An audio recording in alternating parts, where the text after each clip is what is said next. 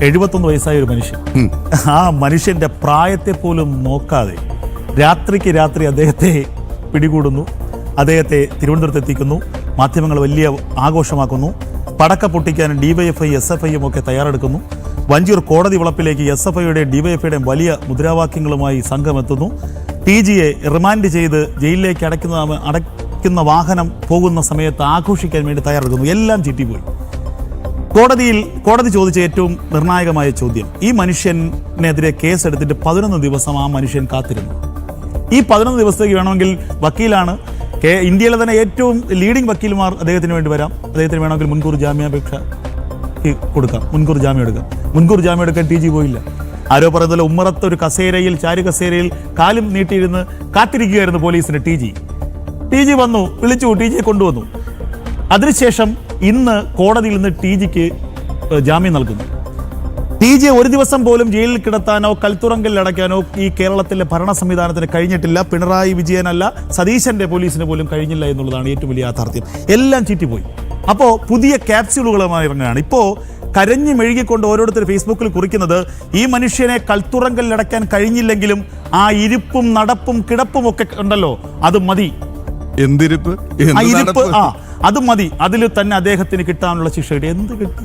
TG ഒരു തവണ പോലും താൻ പറഞ്ഞതിൽ നിന്ന് പിന്നോട്ട് പോയിട്ടില്ല. TG പറഞ്ഞത് യാഥാർത്ഥ്യമാണോ അല്ലെങ്കിൽ അംഗീകരിക്കേണ്ടതാണോ അല്ലെങ്കിൽ അങ്ങനെ പറയാമോ എന്നുള്ളത് രണ്ടാമത്തെ കാര്യം.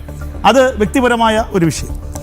രണ്ടാമത്തെ കാര്യം, ഞാൻ ഇതിനകത്ത് പറയുന്നത്, പ്രദീപ് സാർ പറഞ്ഞല്ലോ, ഒരു ഫോൺ വിളിച്ചെങ്കിൽ തിരുവനന്തപുരത്തെ സൈബർ പോലീസ് സ്റ്റേഷനിലേക്ക് പറയുന്ന സമയത്ത് എത്തുന്ന വ്യക്തിയാണ് അല്ലെങ്കിൽ എത്തുന്ന ആളാണ് TG.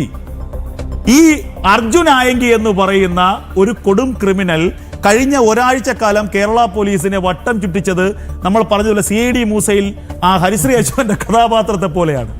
ഈ തൃശ്ശൂരിലെ ആ വളപ്പിലിരുന്നു കൊണ്ട് അല്ലെങ്കിൽ തൃശ്ശൂർ റൗണ്ടിലിരുന്നു കൊണ്ട് മൊബൈലിൽ മെസ്സേജ് അയക്കുന്നു, ഞാൻ ഇവിടെയുണ്ട് എന്ന്. അതിന്റെ തൊട്ടുപുറകെ അവിടെ എത്തുമ്പോൾ അവിടെ നിന്ന് പോയി.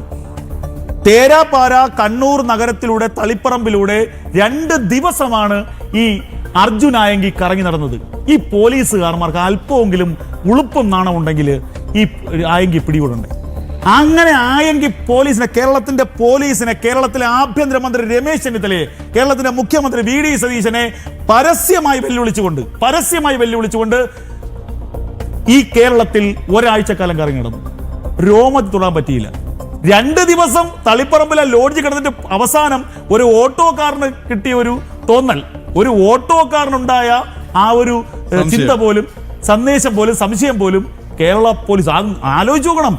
DYSP ആദ്യം CIക്ക് അന്വേഷണം മുതല, പിന്നെ DYSPക്ക്, പിന്നെ SPക്ക്, ഒടുവിൽ ADGP നേരിട്ടിറങ്ങി. ഞാൻ തന്നെ നേതൃത്വം കൊടുക്കാന്ന് പറഞ്ഞു. കേരളത്തിന്റെ മുക്കുമൂലയും അതിർത്തിയിൽ വരുന്ന ബസ്സിന്റെ ടയർ വരെ പരിശോധിച്ചു.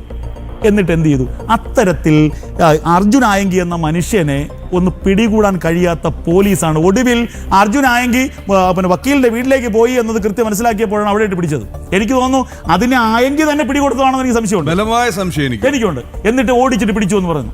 അപ്പോ അത്തരത്തിൽ ഗതികെട്ട, പൊതുസമൂഹത്തിന് മുന്നിൽ നാണം കെട്ട ഒരു പോലീസ് ഈ ഒരു 71 വയസ്സായ വൃദ്ധനെ, ഒരു മനുഷ്യൻ ഇങ്ങനെയൊക്കെ പിടിച്ചുകൊണ്ട് പോയി മാധ്യമങ്ങൾക്ക് മുന്നിൽ കാണിച്ചു കൊടുക്കുന്നു, മാധ്യമങ്ങൾക്ക് മുന്നിൽ വലിയ ഇത് കാണിക്കുന്നു. ചിരിച്ചുകൊണ്ടാണ് അദ്ദേഹം പോലീസ് ജീപ്പിലിരുന്നത്. ഒരു ഭാവഭേദവുമില്ല.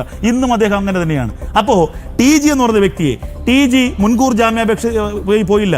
പോലീസ് വന്നപ്പോൾ നെഞ്ചുവേദന അഭിനയിച്ചില്ല. കതിരൂർ മനോജ് വധക്കേസിൽ മുൻകൂർ ജാമ്യം തള്ളിയപ്പോൾ ഇവിടെ ജയരാജന്റെ അവസ്ഥ എന്തായിരുന്നു? അയ്യോ നെഞ്ചുവേദനയാണ്, എനിക്ക് അറ്റാക്ക് വന്നിട്ടുള്ള ആളാണ് എന്നൊക്കെ പറഞ്ഞ് നിലവിളിച്ചില്ലേ? ഈ PR ശിവശങ്കർ സ്വർണ്ണക്കടത്ത് കേസുമായി ബന്ധപ്പെട്ട് അറസ്റ്റ് ചെയ്യാൻ പോയപ്പോ എന്തായിരുന്നു അവസ്ഥ? ദേഹാസ്വസ്ഥം വരുന്നു. എം ശിവശങ്കർ. അത് കഴിഞ്ഞിട്ട് ആരുടെ എല്ലാം കാര്യം? കേരളത്തിൽ ഇത്തരത്തിൽ വിഷയങ്ങളെ ഇത്രത്തോളം ആധികാരികമായി പറഞ്ഞ മറ്റൊരു വ്യക്തി ഉണ്ടോ എന്ന് സംശയമാണ്. ഈ പറയുന്ന ഹൈന്ദവീയതയ്ക്കെതിരെ, സംഘപരിവാർ പ്രസ്ഥാനങ്ങൾക്കെതിരെ, BJPക്കെതിരെ, ദേശീയതയ്ക്കെതിരെ, മോദിക്കെതിരെ, ഇന്ത്യയുടെ ഭരണകൂടത്തിനെതിരെയൊക്കെ പല തലങ്ങളിൽ നിന്നുകൊണ്ട് പല രീതിയിൽ ആക്രമണം ഉണ്ടായപ്പോൾ ഒറ്റയ്ക്ക് പ്രതിരോധിച്ച ഒരു മനുഷ്യന്റെ പേരാണ് TG മോഹൻദാസ് എന്നതിൽ യാതൊരു സംശയവുമില്ല.